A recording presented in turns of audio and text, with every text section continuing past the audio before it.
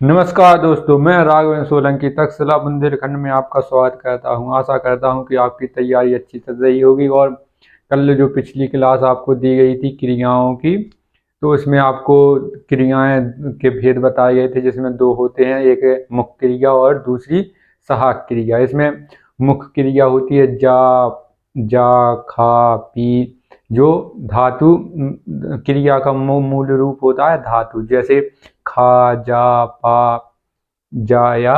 इसमें और एक होता है सहायक क्रिया, जैसे आप राम जा चुके हैं, तो इसमें जा हो गया मुख्य क्रिया और चुके हैं आपकी सहायक क्रिया है, जा रहा है तो रहा है हो गया उसकी सहायक क्रिया। तो आपको हमने कल बताया था ये कि वाक्य को पूर्ण करने के लिए सहायक क्रिया का प्रयोग किया जाता है। और मुख्य क्रिया आपने समझी होगी, सहायक क्रिया और मुख्य क्रिया आप लोग कल समझ चुके थे।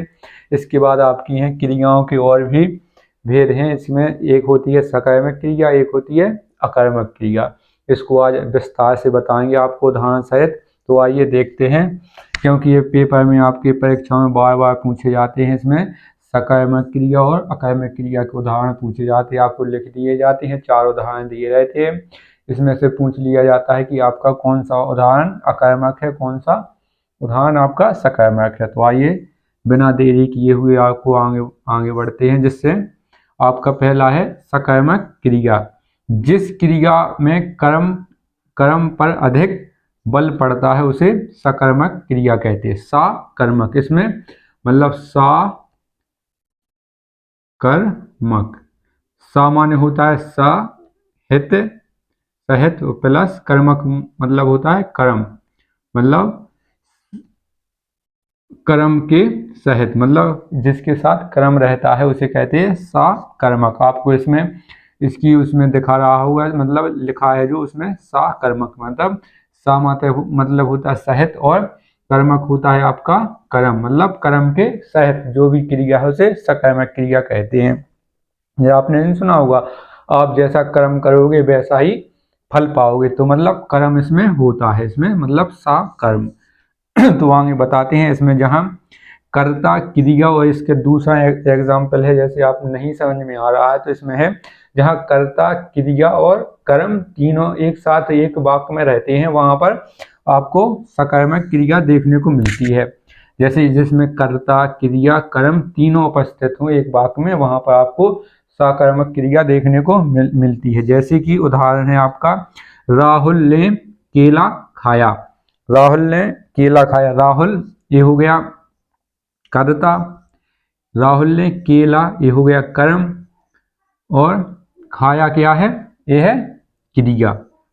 खाना पीना जाना भागना रोना पढ़ना लिखना, ये सब आपकी क्या है, क्रियाएं हैं। जैसे राहुल आपका कर्ता हो गया, और इसके बाद आपने राहुल ने केला खाया, केला क्या है आपका कर्म है, कर्म कि राहुल ने केला खाया। आप जैसा कर्म करोगे वैसा ही फल पाओगे। तो राहुल ने केला खाया तो इसने कर्म अच्छा किया, इसकी केला खाएगा तो इसका स्वास्थ्य सही रहेगा, तो इसे सकर्मक क्रिया कहते हैं। आप जैसा कर्म करोगे या जहाँ पर आपको कर्म मिल जाए वहाँ पर आपकी सकर्मक क्रिया होती है। आप जहाँ पर कर्ता क्रिया कर्म तीनों उपस्थित हों जिस वाक्य में, वहाँ पर आपकी सकर्मक क्रिया होती है। इसके बाद दूसरा उदाहरण है आपका, सचिन क्रिकेट खेल रहा है।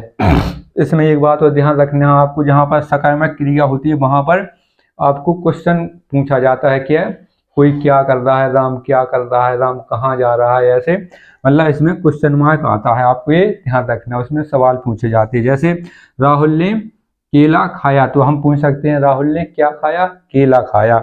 इसकी ऐसा ही दूसरा वाला वाक्य उदाहरण में, सचिन क्रिकेट खेल रहा है, तो इसमें एक आपको वो मिलेगा कि क्या सचिन क्या खेल रहा है, तो आपको करना है कि सचिन क्रिकेट खेल रहा है, तो क्रिकेट एक कर्म कर रहा है, क्रिकेट एक कर्म हो रहा है, क्रिकेट खेल रहा है।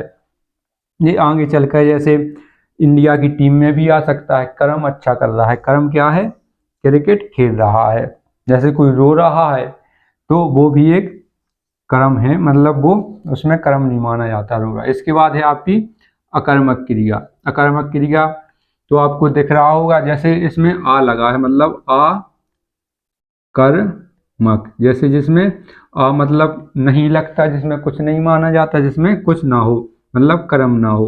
अकर्मक जिसमें कर्म ना हो। आपको ये ध्यान रखना है, जहाँ कर्म उपस्थित नहीं होता है वहाँ अकर्मक क्रिया होती है। अकर्मक आपको यहाँ लिखा है, साफ साफ दिखा रहा है, अकर्मक जहाँ कर्म नहीं हो।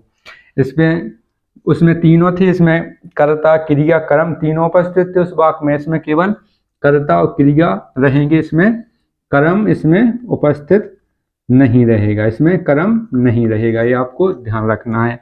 जैसे कि आपका उदाहरण है राम सोता है, इसमें आप जैसे इसमें पूछेंगे सकर्मक क्रिया में आपको बताया कि राहुल ने केला खाया। राहुल ने क्या खाया? केला खाया। तो इसमें राम सोता है, तो इसमें पूछेंगे तो राम क्या कहता है, तो इसमें आपकी वो नहीं बन रहा है कि क्या कर रहा है। राम सो रहा है मतलब सो रहा है।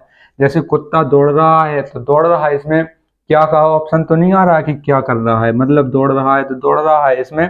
और दूसरी बात, इसमें कर्ता और क्रिया है, इसमें तीनों थे, कर्ता था, क्रिया था और कर्म था और क्रिया था। इसमें कर्ता और क्रिया के लिए दोनों है। राम सोता है, सोना क्रिया हो गई और राम कर्ता हो गया, राम कर्ता हो गया और सोना आपकी क्रिया हो गई। इसके बाद कुत्ता आपका कर्ता हो गया और दौड़ना आपकी क्रिया हो गई। इसमें कर्म कहाँ है? कर्म का तो कुछ पता नहीं चल रहा है कि कौन सा है। जैसे वह पढ़ता है, तो वह क्या पढ़ता है? पता नहीं क्या पढ़ता है। जैसे वह इसमें लिख देते किताब, किताब पढ़ता है, तो किताब क्या हो जाता है? कर्म हो जाता है यहाँ पर। तो ये हो जाता सकर्मक क्रिया हो जाता। हाँ, अगर यहाँ पर किताब या यहाँ पर वह लिखा है, सीधा सीधा लिखा है, तो वह पढ़ता है, तो ये आपका अकर्मक क्रिया है, क्योंकि यहाँ पर कर्म नहीं है। तो ये आपको ध्यान रखना है। कल आपको सहायक क्रिया और मुख्य क्रिया के बारे में बता दिया था उदाहरण सहित।